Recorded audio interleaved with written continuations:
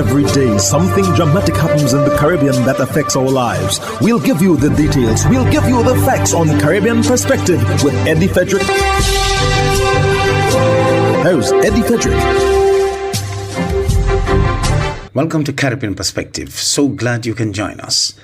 The story that takes the lead in today's edition for Tuesday, 24th December 2024, and brought to you in association with our friends at Antillean Group. Guyana's president appoints a new top cop and other senior officers. Details after this important message. Believe in our strength, we'll stand by you. Protection from all, perils big and small. Reassurance we give, it's so glad to see. Peace of mind, that's our service guarantee. We look after all our family. Yes, we do at every opportunity. Antillean Group, underwriters of all classes of insurance solutions for your protection and investment. Live well financially.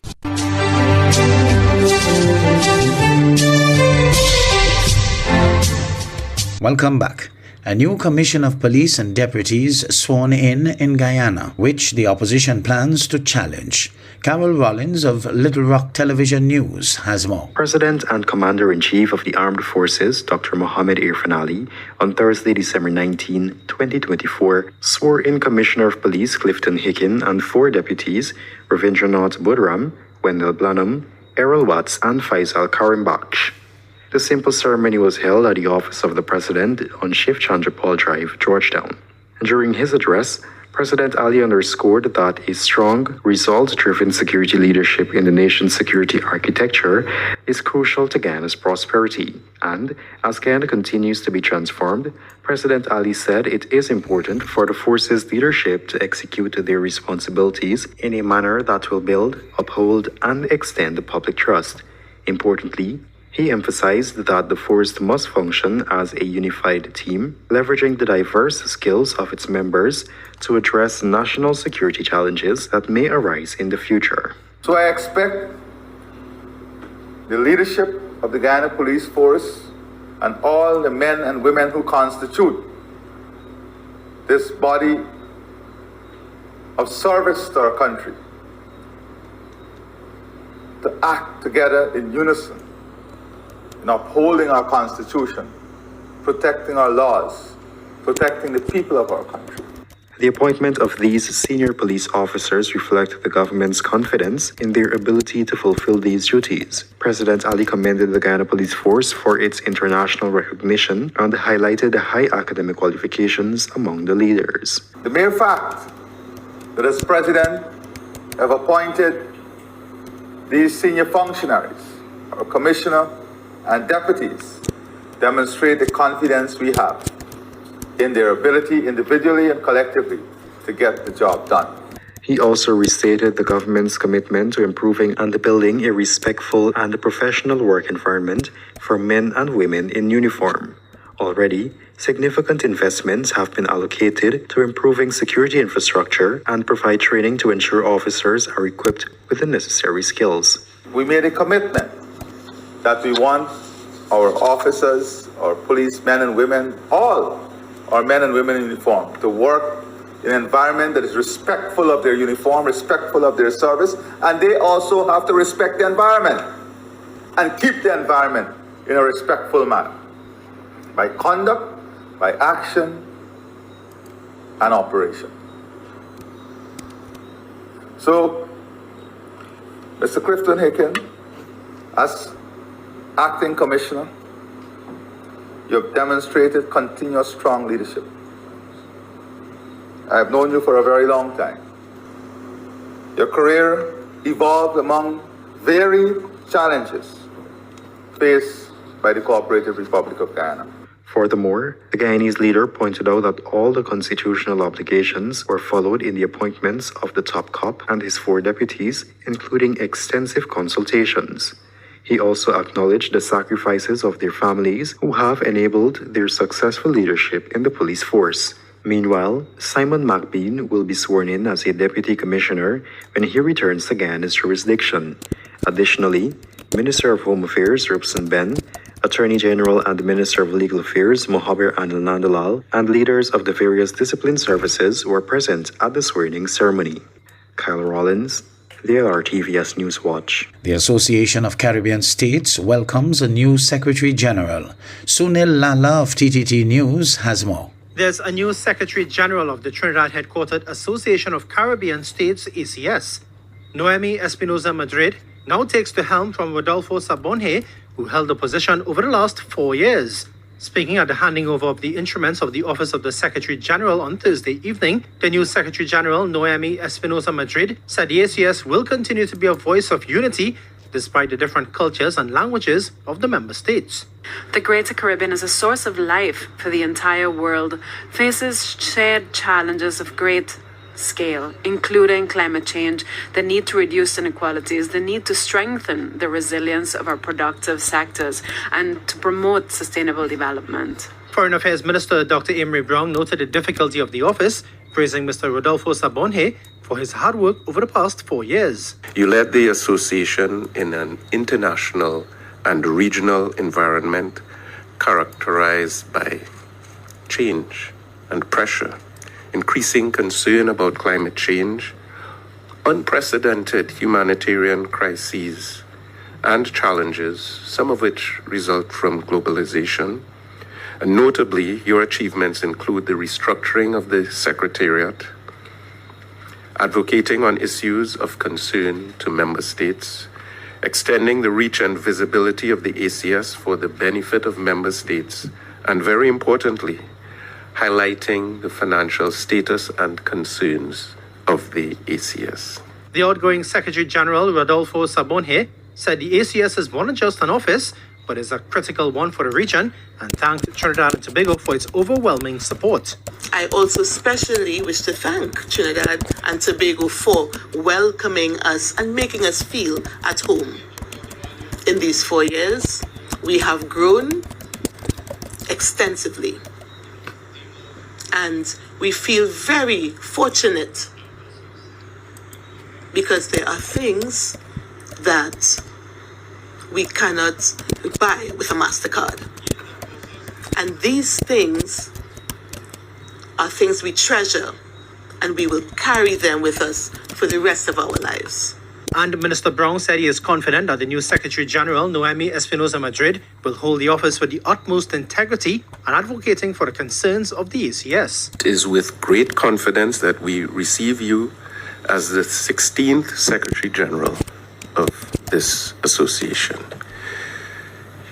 I've taken note of your very distinguished career as an ambassador for the government of Honduras, a senior university lecturer and scholar, senior member of the management team and advisor to UN President of the General Assembly, chair of the UN Commission on Population and Development, and that's just one line from a very thick resume.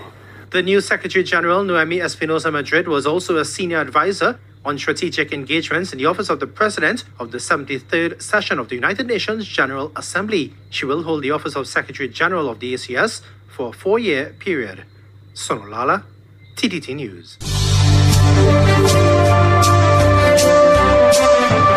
You're listening to Caribbean Perspective with Eddie Frederick, In association with our friends at Antillean Group, underwriters of all classes of insurance solutions for your protection and investment. Live well financially. In this CVM Business News, the health and wealth of the Caribbean are featured.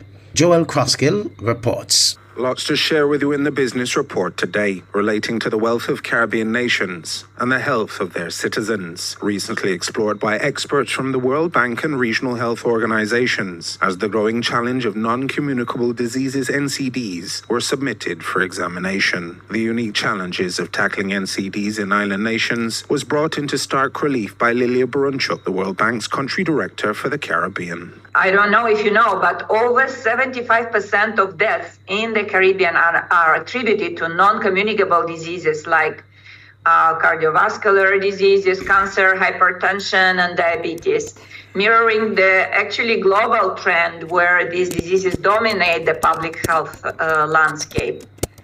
However, the news is not all bad. The data shows that targeted actions can result in significant cost savings and improved health outcomes, offering a pathway to both healthier populations and stronger economies. Devastating economic consequences, including productivity decline and unsustainable healthcare costs, have led to losses equivalent to 5.87% of GDP, with Jamaica suffering $17.2 billion in lost economic output over 15 years, according to data referenced by Dr. Edith Valenyi, World Bank senior economist.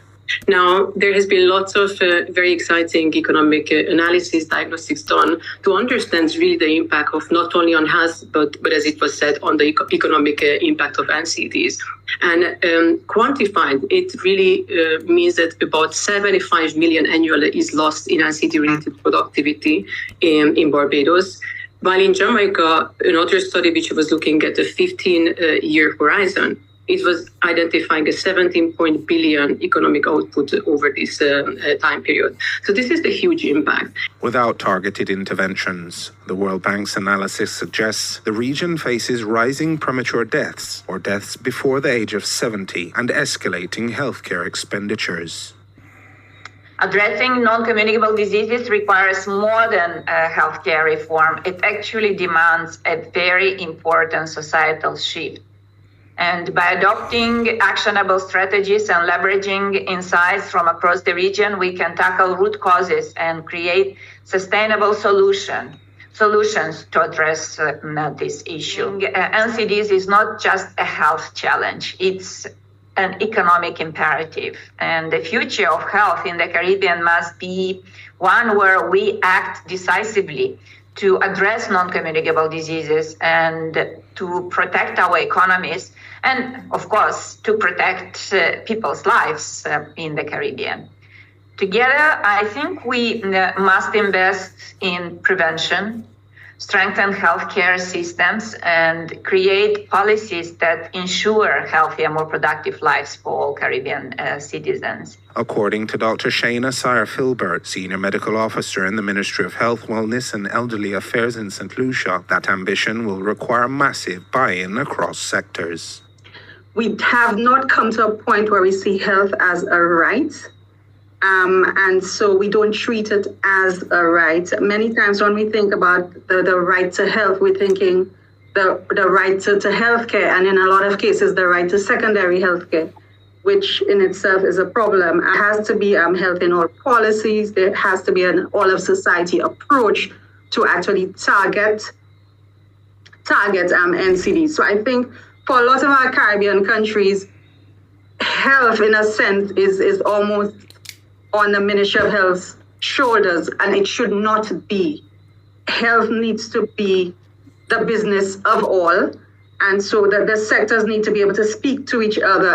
We need to have commissions with multiple sectors. However, the World Bank suggests the roadmap to recovering the health profile of the region is well known. In the case of investing in prevention, we've seen it in various studies, but very specifically in Jamaica, which has done an excellent investment case. We have seen that for every $1 spent on NCD prevention, $2.1 has been the return. So it's a no-brainer that obviously we need to invest in prevention. So we have the recipes, we actually have the interventions, you see them right on the screen, and it's again, no-brainers, all of them, tobacco taxation, alcohol taxation, advertising bans, road safety, and so forth, and creating environments where you want to do exercises. So we have these interventions right at our fingertips. But the challenge is that they're not always implemented to the extent we wish them to be. And that was your business report. I'm Joel Crosskill.